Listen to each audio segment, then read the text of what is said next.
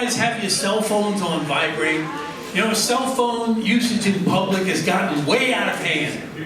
I was in the restroom at my day job.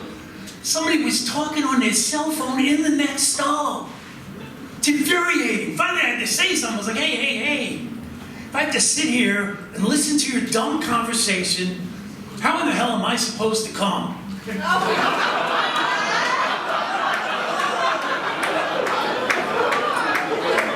My break's almost over. I'm trying to concentrate. Will you please shut the hell up or say something sexy?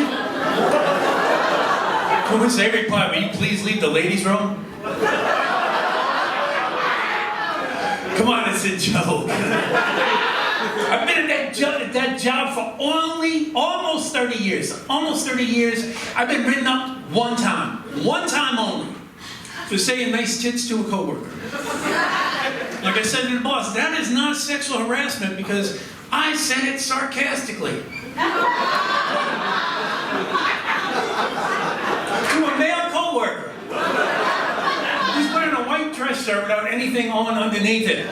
They can speak for all of us when I say don't need to see your dark hairy nipples in the workplace. So my name is William. Ladies, it's Will Yum. That's right, ladies, just got the new glasses. These thick-ass lenses make my brown eyes pop. Hashtag glaucoma. I got glaucoma. It's called narrow angle glaucoma. The doctor said, your eyes are shaped differently and that's why you're farsighted. Like, I was told I had to wear glasses because I sat too close to the television. Damn it. I knew it. I used to always get blamed for all my afflictions. I needed glasses. My mom's like, that's because you sit too close to the television. I needed braces. I told you not to chew like that. He's got asthma. That's because he's too lazy to breathe. No, it's because you smoked all through the pregnancy. I come from a very large Catholic family. I'm the youngest of 7. And people say, oh, the baby. You must have been spoiled. No, I got my ass kicked by everybody in that house. It was brutal. But over the years, large families become smaller. And one by one, I had to watch as my siblings departed this earth.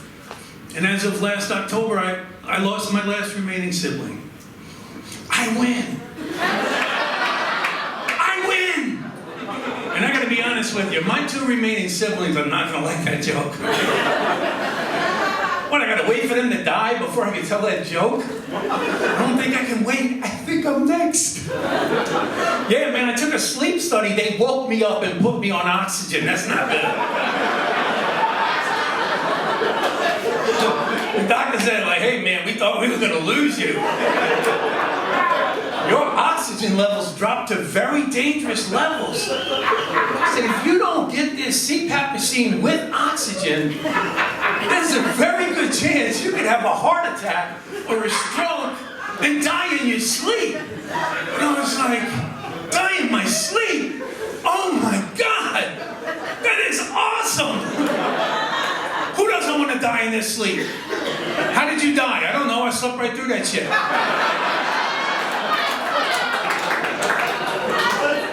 First he went to bed, then he woke up dead. He went peaceful, surrounded by fucking no one. When I was in the hospital. I had COVID back in 2020, and I'm fat. I got asthma. Of course I was in the hospital. Lost my sense of smell, sense of taste, put on 60 fucking pounds in the hospital. Crazy. So I finally get out of the hospital. The doctor comes in and he goes, yeah, we happen to notice on the MRI that you also have arthritis in your spine. I was like, from the COVID? Like, no, sometimes the parents will pass that down. Did either one of your parents have arthritis? I'm like, yeah, my mom had it, but she had it in her hands. But she used to always hit me in my spine.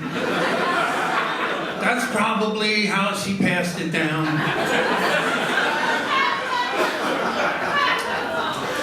So a year and a half, I didn't get a chance to see my grandchildren. My youngest granddaughter was 2 the last time she saw me. So a year and a half later, she forgot me. And when she saw me, she goes, what's your name? I said, I'm Grampy, sweetie. She said, who's your daddy? No, I'm your dad's dad. And not only that, you're named after me. Your name is Willa. My name is Will. And she said, you just said your name was Grampy. Now I'm involved in a circular argument with a 3-year-old, and she's winning. I'm trying to explain it. I'm like, no, Grampy's my title. So I'm Grampy to you, I'm Dad to your dad, and I'm Will to everybody else. And she said, that doesn't sound real. I said, I'll tell you what's not real, Santa Claus. And I ran away. Come on, it's a joke. I can't run. I got arthritis in my spine. So I had 2 grown sons. I like the way that they turned out. One of my sons is very accomplished in his field. He works for a major news agency in Washington, D.C. He goes to the White House Correspondents' Dinner every year. He has been awarded an Emmy.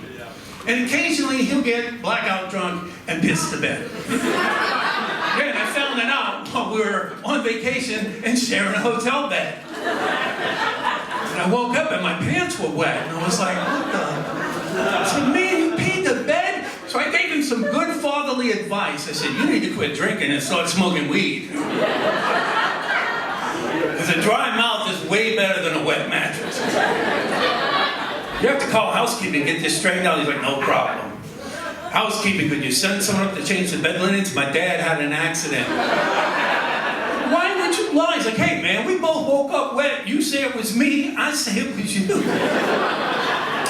I should have kicked his ass, but I don't think I'm capable. He works out 5 times a week, plays rugby, and I got arthritis in my spine. But it's Father's Day. We can give it up for the fathers out there, man. Give it up. Tomorrow's Father's Day. I remember when my sons were in college and they took me out for Father's Day. We were enjoying a nice Father's Day meal. Couple comes in, they got a 5 or 6-year-old kid. They sit down at the table next to us. The kid just starts banging on the table, making a racket. The parents ignore it. Kid gets up from the table and starts running around the restaurant. The parents say nothing. One of my sons turns to me and goes, Dad, I want to thank you for not allowing us to behave like that. And when I have kids, I'm not going to let them behave like that either. I hope I can be as good a father to my kids as you were to me. I was touched. I thought I was going to get emotional, so I reached out and I gave him a little smack in the head. And I said, get your elbows off the damn table. And I stuck my foot out and I tripped that little bastard as he ran by. Because it takes a village. So I'm originally from New Orleans. I live in Milwaukee now, and I live downtown. There is a beautiful woman that lives in my building, like breathtaking. I mean, one of the most gorgeous women I've ever seen. And I'm going into the laundry room, and she's coming out, and like she took my breath away. I wasn't ready for it. I was startled by her beauty. So I go in, and I'm taking my clothes out of the dryer, and I happen to notice that she had dropped a pair of her panties on the floor when she was loading up the washing machine. No, I did not pick up her panties and sniff them. I picked up her panties and I put them in the washing machine. Then I went back to my apartment and I sniffed my fingers like a gentleman.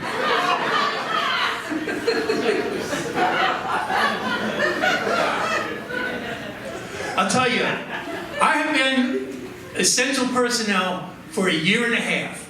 Everyone's working from home. There were 8 of us in the building. 8. That's all that they had. And it's been the best year and a half of my career. Seriously. It was quiet. It was nice. The bathrooms were clean. The break rooms were empty. And then they're back. And they're making all kind of racket. And they're talking and talking. And they haven't shut up about personal things. I don't need to hear your personal lady business. They came back from lunch giggling. They'd all gotten waxed. Hey. I don't want to know that information. And then they're complaining. I'm cold. Turn down the air conditioner. I'm cold. Turn up the heat. You're cold because you got no hair on your vagina. God put that there for a reason. To keep you warm. That's why it's called a muff.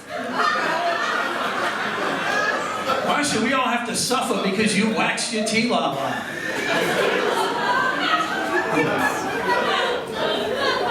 So I flew up here. And went through airport security. I always get nervous that I'm gonna do the wrong thing. So I took off my belt, took off my shoes, emptied out my pockets, did everything. Went through the x-ray machine. They pulled me aside. I'm like, why are you pulling me aside? I did everything right. They say, you're gonna have to come into the office and talk to a supervisor. I'm like, why? What? I'm gonna miss my flight. The supervisor comes in, he goes, when you went through the x-ray machine, we happen to notice that you have arthritis in your spine, and you might want to get that checked out. Thank you guys. You guys have been great. Thank you.